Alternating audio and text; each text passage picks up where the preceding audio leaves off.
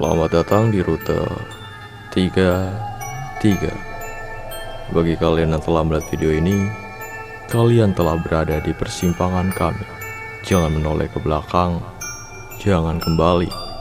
Ikuti alurnya, lalu pejamkan mata dan kosongkan pikiran, karena kami akan menemanimu menuju dunia lain. Perkenalkan, namaku Ridwan. Sehari-hari, aku bekerja sebagai pekerja lepas harian di salah satu perusahaan properti di Jawa Barat. Aku biasa berangkat kerja pukul 7 pagi dan pulang pukul 9 malam. Setiap hari, ketika aku berangkat dan pulang bekerja, aku selalu saja melewati taman yang tidak terawat dan berada di pinggir jalan. Semenjak hari pertama aku bekerja sebagai pekerja lepas harian, ketika pulang, aku selalu saja melihat sesosok wanita yang duduk di bangku kayu taman yang sudah terlihat lapuk. Awalnya aku pikir wanita itu sedang merenung, mungkin galau karena cinta. Sampai akhirnya, aku pun tidak memperdulikan kehadiran sosok wanita itu. Hampir setiap hari, aku yang selalu melihat wanita tersebut duduk di bangku yang sama. Pada akhirnya, mampu membuatku penasaran, lalu menyempatkan diri menghampiri wanita itu untuk coba berbincang dengannya. "Permisi mbak, boleh saya duduk di sini?" tanyaku pada wanita tersebut. Namun, wanita tersebut tidak menjawab sepatah kata pun dan hanya mengangguk dengan pandangan yang tetap mengarah ke bawah. "Maaf mbak, setiap hari saya melihat mbaknya duduk di sini terus. Kalau boleh saya tahu, mbaknya kenapa ya? Sedang ada masalah?" ucapku kepada sosok wanita itu kembali. Namun tetap saja, ia tidak menjawab sepatah kata pun dan hanya terdiam dengan pandangan matanya yang mengarah ke bawah. "Kalau sedang ada masalah, cerita aja mbak. Barangkali saya bisa membantu mbaknya. Daripada mbak setiap malam duduk di sini, emang mbak gak takut diganggu sama setan?" Setelah beberapa kali ku coba mengajak wanita tersebut mengobrol, kemudian wanita itu akhirnya membuka suaranya, meskipun hanya tertawa. "Loh, kok malah ketawa mbak? Ini saya beneran loh. Barangkali saya bisa membantu mbaknya." Wanita tersebut hanya menggelengkan kepalanya dan tidak berbicara sepatah kata pun lagi. Lalu, aku mulai membakar rokokku dan menghisapnya. Tak berapa lama, salah satu teman kantorku memanggilku dari belakang. "Wan, ngapain lo di situ?" Aku yang mendengar suara temanku, kemudian menoleh membalikkan badan. "Kagak ngapa-ngapain, Ton," sahutku, kemudian menoleh kembali mengarah ke wanita itu. Namun anehnya, wanita tersebut sudah tak lagi ada.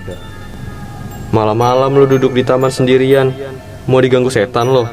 Atau jangan-jangan lo mau ketemu orang yang spesial ya?" "Ketemuannya kok di taman sih Wan?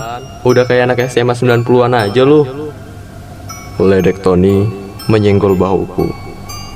Aku yang tidak sadar akan kepergian wanita tersebut, kemudian hanya bisa kebingungan. Wanita tadi kemana ya? Kok gue gak sadar kalau dia udah pergi? Gumamku dalam hati. "Kagak Ton, buset dah kalau ngomong ya. Kagak ini, gue gak lagi nungguin siapa-siapa. Cewek aja kagak punya," jawabku, kemudian berdiri dari bangku. "Udah yuk, cabut. Gue lapar nih, belum makan. Temenin gue cari makan yuk Ton," lanjutku sembari menepuk pundak Tony. Wan, kagak ah. Gue kagak punya duit. Gue makan di kosan aja. Masih ada stok mie di sana," ucap Tony kepadaku. "Yaelah Ton, udah berapa lama sih lo temenan sama gue? Masih aja lo mikirin duit. Udah ayo, gue yang traktir." "Kagak enak gue sama lo Wan." "Kalau nggak enak kasih kucing Ton. Ingat ya, kesempatan kagak datang 2 kali. Ucapku membalas Tony sembari berjalan membelakanginya. Wan, tunggu. Gue ikut deh. Tapi bener lo ya, awas aja lo kalau sampai nggak nraktir gue. Balas Tony yang kemudian berlari kecil mengikutiku. Ya, dasar. Kebiasaan orang Indonesia lo, malu-malu kucing. Ucapku kembali, kemudian berjalan beriringan dengannya. Ketika di tempat makan, di tengah-tengah aktivitasku menyantap makananku, tiba-tiba saja terbesit dalam pikiranku tentang sosok wanita di taman tadi. Kemudian menanyakannya kepada Tony yang telah lama tinggal di daerah situ lebih dahulu dibandingkan aku. Ton, gue mau nanya nih, lo tau nggak kalau di taman yang tadi itu hampir setiap malam pas gue pulang, gue selalu ngeliat ada cewek yang duduk di sana. Lo tau Wan cewek itu siapa? Tuh kan bener, prediksi gue nggak pernah salah Wan. Pasti lo lagi nungguin seseorang kan? Ya, sengklek. Gue bukan nungguin seseorang, tapi gue ngerasain aja. Setiap gue pulang kerja, gue selalu ngeliat cewek itu lagi duduk di taman. Gue pikir dia lagi galau Wan. Nah, tadi gue coba ajak ngobrol tuh, tapi kampretnya gue malah dikacangin sama dia. Gak berapa lama lo datang. Terus pas gue lihat cewek itu lagi, dia udah gak ada. Ciri-cirinya kayak gimana emang Wan? Lagian ngapain juga itu cewek malam-malam di taman sendirian? Tanya Tony keheranan. Ya mana gue tahu. Kalau ciri-cirinya sih orangnya rada kurus, rambutnya sebahu. Tapi sayangnya gue nggak ngeliat mukanya.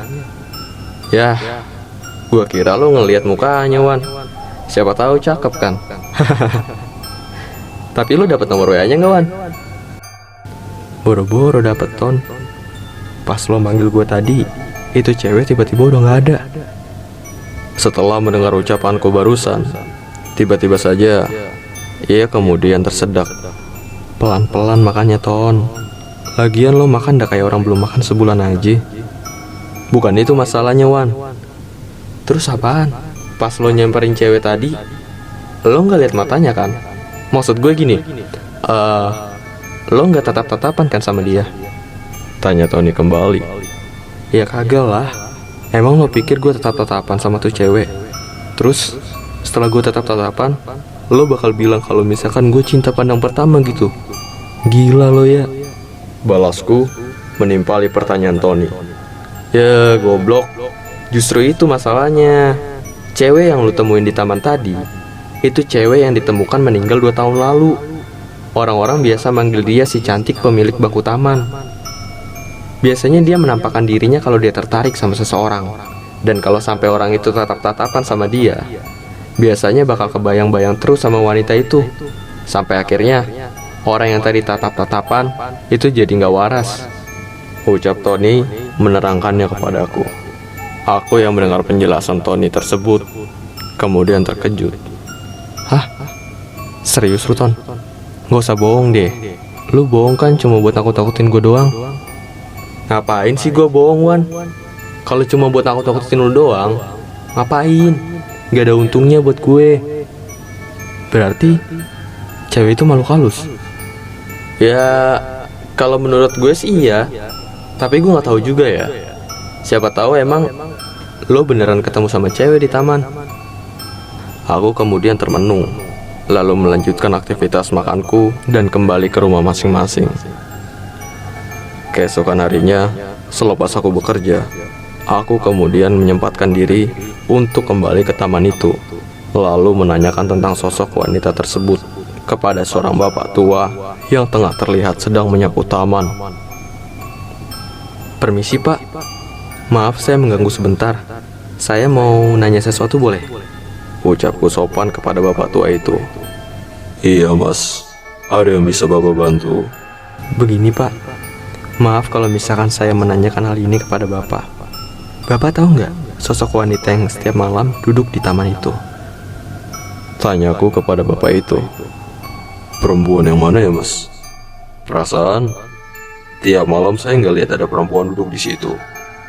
Aku yang mendengar penjelasan dari bapak tersebut di mana penjelasan itu hampir sama dengan apa yang diucapkan oleh Tony.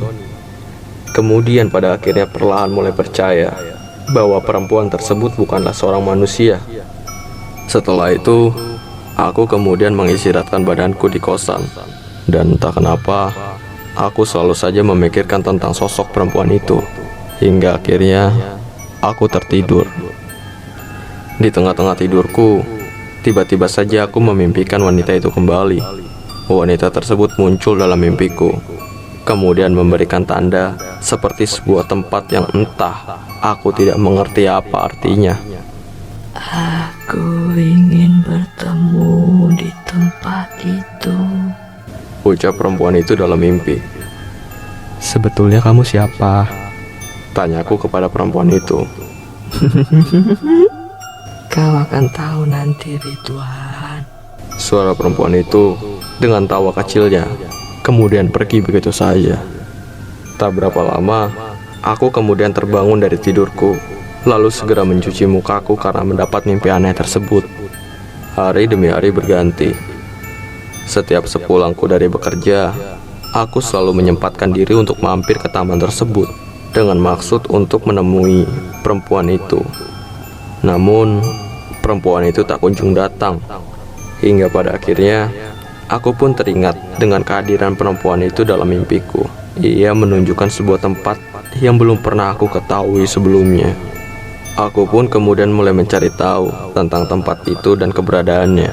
Hingga pada akhirnya, aku mendapatkan info dari temanku bahwa tempat itu telah beralih fungsi menjadi kuburan. Ternyata, wanita tersebut hadir dalam mimpiku untuk menunjukkan kuburannya. Malam harinya, aku kemudian meminta temanku untuk menemaniku ke kuburan itu kembali. Dan terlihat sebuah kuburan yang sudah terbengkalai dan terbongkar berantakan berada di sana. Tak berapa lama, aku kembali melihat sosok wanita tersebut yang sangat jauh berbeda dari sebelumnya. Kini wanita tersebut sangatlah berantakan. Pakaiannya lusuh, wajahnya memerah seperti luka lebam, bekas pukulan. Hingga pada akhirnya, aku pun tersadar bahwa wanita tersebut adalah arwah dari jasad yang tergeletak di liang kuburan itu. Wajah wanita tersebut seperti memberi syarat meminta tolong kepadaku untuk membereskan makamnya yang berantakan. Namun, anehnya temanku tidak melihat kehadiran sosok wanita itu, dan hanya aku yang melihatnya. Aku kemudian memberitahu temanku bahwa wanita tersebut menampakkan dirinya kepadaku seperti meminta tolong. Setelah itu, aku dan temanku kemudian mulai membereskan makam itu kembali. Ketika makam itu telah berhasil dibereskan, wanita tersebut kemudian tersenyum kepadaku, lalu menghilang begitu saja. Kemudian, aku dan temanku kembali ke rumah masing-masing dengan perasaan yang sedikit tenang. Seminggu berselang, selepas pulang bekerja, aku menyempatkan diriku untuk kembali mendatangi taman itu dan duduk di bangku yang sama ketika aku pertama kali bertemu arwah wanita itu. Aku duduk tepat di sebelah bangkunya, sembari melamun memejamkan mataku, hingga tiba-tiba terdengar suara seorang wanita. Bangku kosong itu milik siapa, Mas? Ucap wanita tersebut yang membuatku membuka mata. Dan ternyata wanita itu sangatlah mirip dengan sosok arwah wanita yang sebelumnya aku temui ketika pertama kali aku duduk di taman ini. Hingga tiba-tiba, Ini aku. Oke, mungkin di sini sedikit meluruskan tentang kisahnya ya.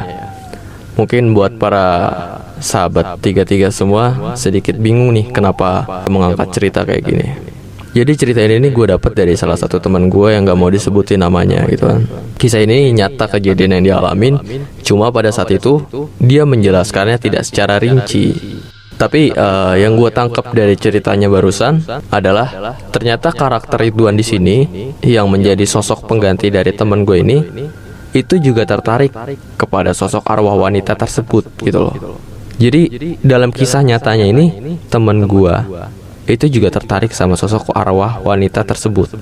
Nah, di sini gue rubah karakternya menjadi sosok Ridwan. Si Ridwannya ini tertarik kepada arwah wanita tersebut. Namun sialnya, setengah dari dirinya Ridwan itu kayak nggak percaya kalau misalkan kejadian ini benar-benar terjadi dalam dirinya. Dan ya dia nerima-nerima aja, menerima keadaan kalau ternyata si Ridwan dengan si arwah tersebut itu berbeda alam. Nah, mungkin ini ada kaitannya sedikit nih sama yang tadi gue ceritain sebelumnya.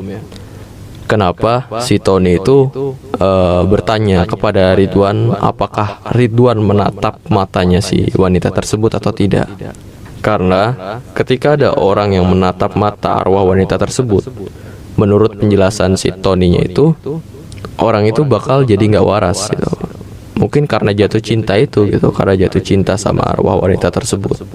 Nah, ketika Ridwan sudah berhasil membereskan makamnya tersebut, hari-hari setelahnya wanita itu tidak menampakkan dirinya lagi gitu.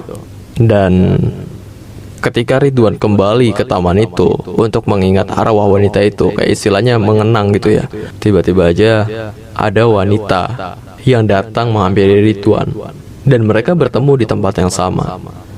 Dan ternyata wanita tersebut itu mirip persis seperti arwah wanita yang pernah ditemui oleh Ridwan sebelumnya. Jadi kira-kira seperti itu gambarannya.